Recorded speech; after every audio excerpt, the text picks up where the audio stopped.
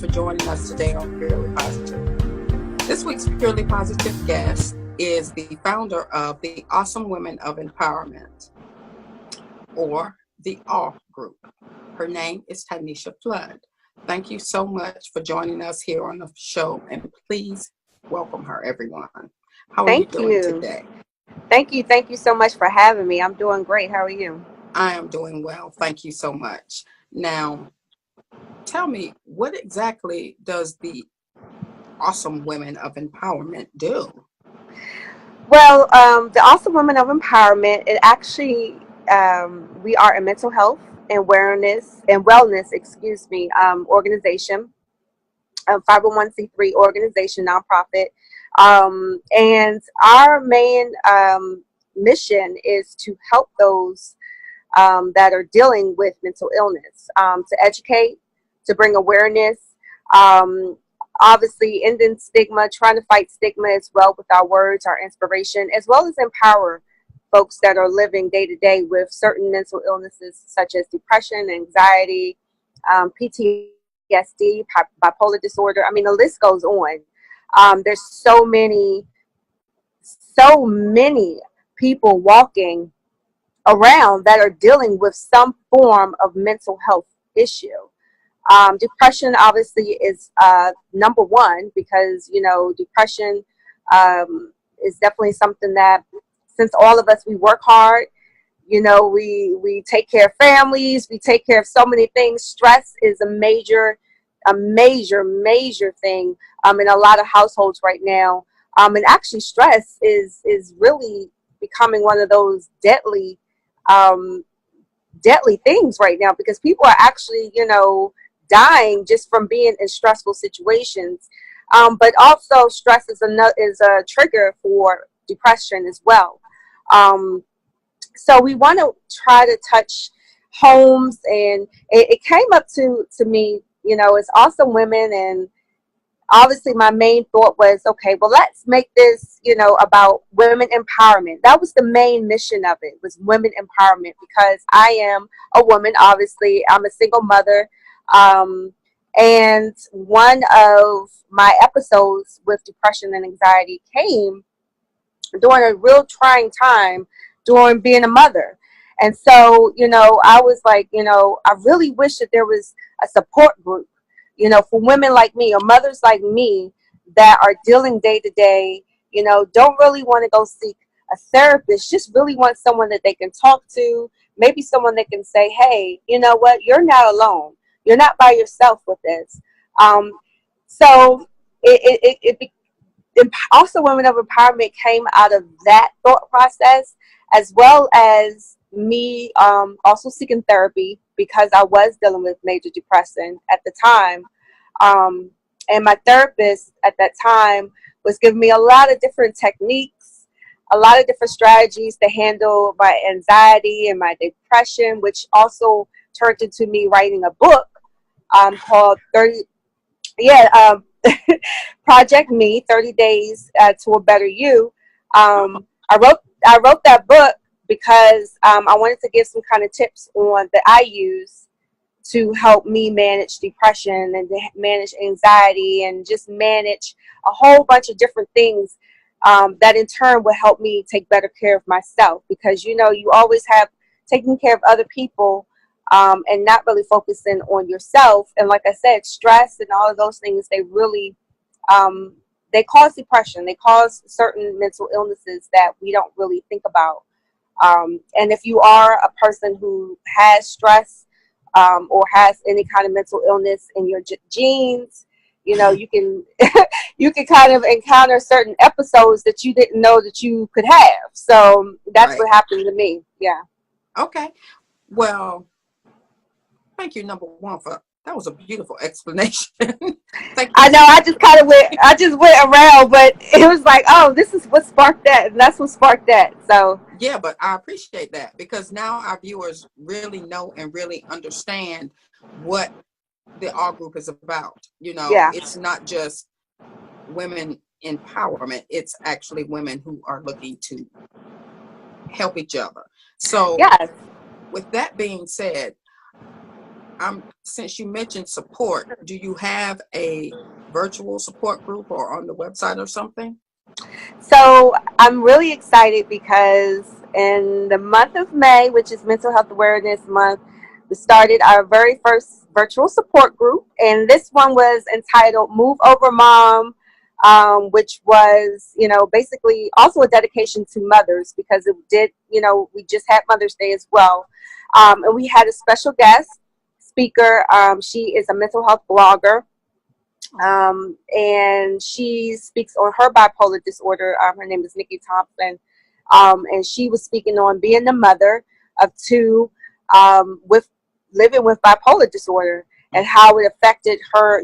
Her being a mother, her being a wife, and it really gave a great insight to a lot of mothers who are juggling their mental health along with trying to juggle. Yeah, they juggle so many things. And so can you just imagine, being a mother, which is it's very possible. And that's another thing that we wanted people to know is that it's very possible to have bipolar disorder, to have major depressive disorder, to have a lot of these mental illnesses and still run a family, run a business.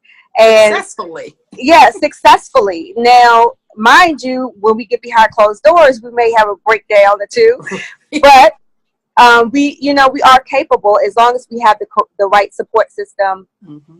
And for some people who are really dealing with major illnesses, their medication and things as well. But yes, so that was our very first virtual support group. I'm hoping, and I've been asked to keep it up. So I'm trying to do it at least once a month. So if you go on theallgroup.org or follow me at the All Group, you will start to see some postings of the next virtual support group that we will have in June.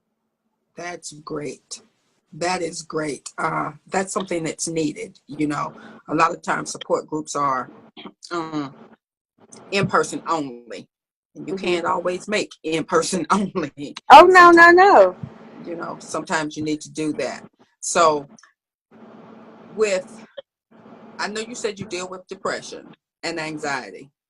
How is it, and you're a single mother. So what I want to find out is, how is it that you, I know you have support, but with being a mother of a not a young child, but a young child, how is He's it not going on 45.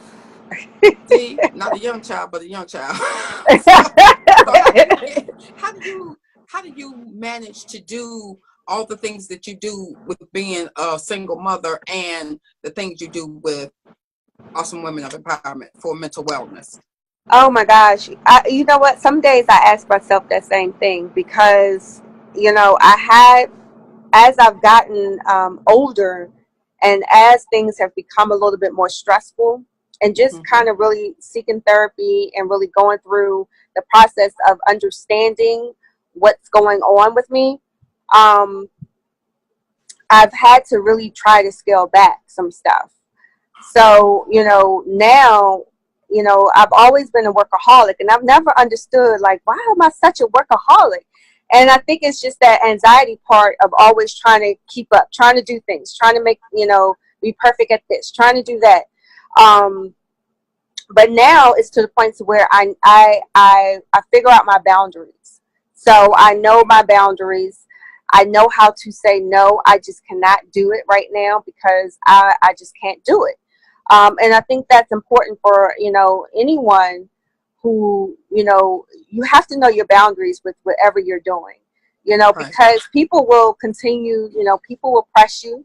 They will test you. They will see how far they can take you, especially if you work a regular 9-to-5 job and things like that. And so I really had to start understanding me a little bit more, what triggered me, had to also take care of myself. I'm still trying my hardest to have the perfect diet and to it's hard, but to have a perfect diet, to try to, really take care of myself physically, so that the mental and the physical can kind of connect, and Right. I can just be a whole, normal person, so to speak. So, um, but yeah, it's every day. I never really wake up knowing what the day is going to bring. I just try to. Another thing I try to do is think positively, Right. about things. Not only do I have my own mantras that I do, but I also post certain encouragement or You do. inspirational things or mantras on the R group, as well as my personal page, just because sometimes I do it for myself, because it's like, it helps, build it up. And honestly, having the R group and having, being close to the board members and some people that follow, that's also support for me as Hmm. well. So it's not just, it's support for all of us. And I lean on, those that are, I have a lot of friends, and I've built a great network of mental health advocates that I follow. And it's amazing just to see how many people are in this field of trying to help each other and trying to advocate mental health.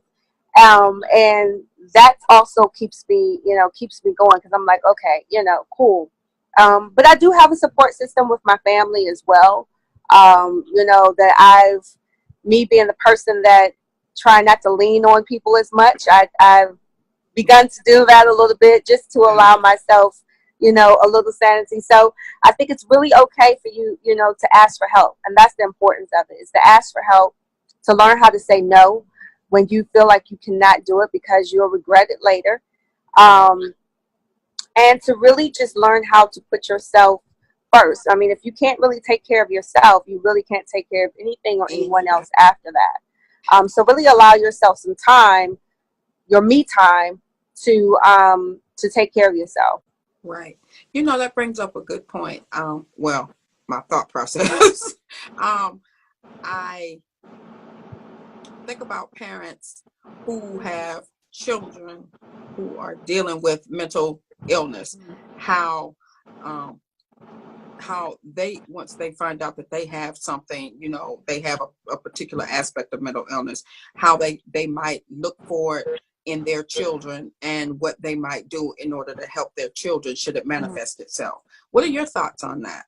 I think that's smart. I think that's important, because there are some mental illnesses that are, passed down. Hmm. Um, and on top of that, it's really important. Children these days are, they're going through a lot as well. And not only, so it's really important that mental health, for your children is taken care of. And sometimes I was just talking about this in regards to, especially, if you're a stressful mom, or what have you, or let's say you dealt with depression when you were pregnant and things like that. Sometimes some of those things, they do rub off on your On the kids, kids. or your kids do kind of, I don't know, it's one of those, I guess it's that womb thing. They feel every little thing. They do. And yeah, and it's just like, like my son, he knows when I'm upset, or he knows if something's bothering me. So sometimes I'll have to put on like a poker face, just so, or Mhm. just put something on, just to not worry him. Right. Because our children, they really feel it, they see it. They're, yeah, um and they're so intuitive. they're really intuitive. I mean, Hmm. it's really crazy how intuitive they are. But I think it's really important that parents pay a lot more closer of attention. I mean, especially with a lot of these kids that are dealing with bullying, Right. in school, and now all of these school shootings, and all of these, Hmm. there's children that could be suffering from PTSD because of what they see on the Right. news. They're like, oh my gosh, what is going to happen to me if this happened at their school? So it's really important that parents really communicate. It's really about communicating and talking with your child, um, seeing how their day is, seeing Right. seeing how certain things make them feel. I even if they look like they need an evaluation, like, I don't Right. play with that. When children try to get a temper tantrum, or my son gets try to get a temper tantrum, say, oh, I should just kill myself. Okay, well, let's go see a psych therapist and see. Let's go to the Right. hospital, see if you should do that. Like, don't Right. play with those things. Take it seriously. And because when they're at a certain age, the kids, they will push you and they will try, you know, especially if they watch TV. But I think you know, you should know your child a little bit well enough to know what their, you know, what their real intentions are. But if you question it, go seek help. Yes, right. I think that's good advice. A lot of parents don't pay attention to their children, and unfortunately, the children suffer because they don't. And I appreciate the fact that your organization is doing something about that, because you're not just talking about, oh, well, you have this mental illness and that mental illness. You're talking about wellness, that's a completely different topic. That's a completely different thing. So that being the case, how would someone, if they wanted to join Awesome Women of Empowerment, how would they be able to do that?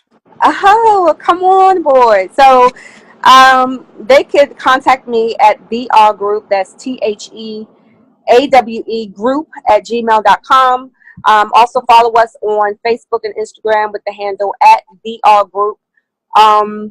And feel free to check out our website, thergroup.org, just to get a little bit more information, to check out who our board members are. Definitely need to shout out my committee, Tawanda Dent, Davita Park, and Melissa Harris. They've been really, really wonderful and being supportive of this mission. My goal is to bring people on, I don't care if you're male or female, that is really, really, they really want to make a change. You know, they really want to help those that are in need, because there's so many people. Like I said, you know, you could be working next to someone and you don't even know what they're going through. You don't even know what they're dealing with. So mental health is really, really important, you know, and anyone who feels the same way, just feel free to contact me and we can advocate together. I like that. We can advocate together. I love that. Yep. Okay. We can do this together. It takes a village. We can do this together. I want to thank everyone so much for joining us today as we spoke with Tanisha Flood with Awesome Women of Empowerment. And I just want you all to know that I will be back next week with another really positive person, and I'll be talking with you soon.